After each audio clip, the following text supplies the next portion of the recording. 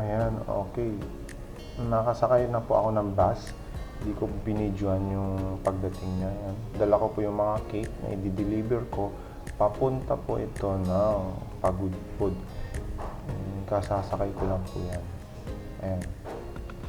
Mga 8 a.m. or 9 a.m. po ata. Ayan. 1 hour lang po yung biyahe. Ayan, nadaanan namin yung Pasukin Public Market. Saka Banggi and Burgos. Dire-diretso po kasi yan sa norte. Yan, may bumaba po ng saglit. And then, hanggang po, nakarating na po ako ng munisipyo ng Pagudpud. Ayan, hintayin po natin yung kamit up natin. Dahil taga dun po sila. Tsaka medyo malayo pa ng konti from the municipal nila. So ito po yung package na kinuha nila. Meron pong 3 cupcakes.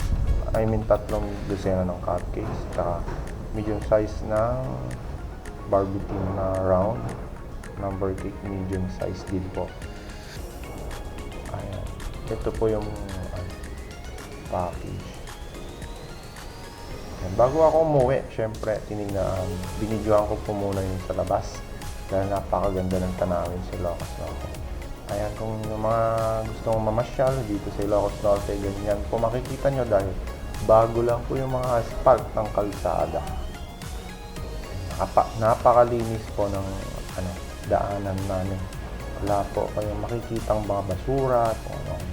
Ayan, 24 hours din yung mga biyahe ng mga bus papunta at saka pabalik ng Lawag City. Ayan. Tsaka 4 lanes na rin Hindi na po yung dati na 2 lanes lang po. Kasi yung sa labas ng kalsada is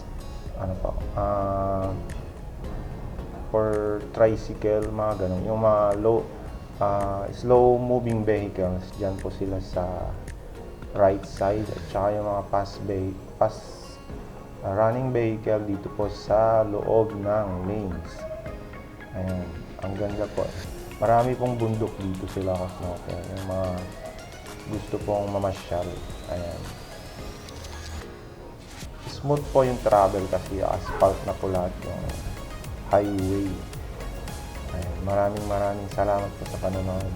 Enjoy po your trip pag nagpunta po kayo dito sa Ilocos Norte.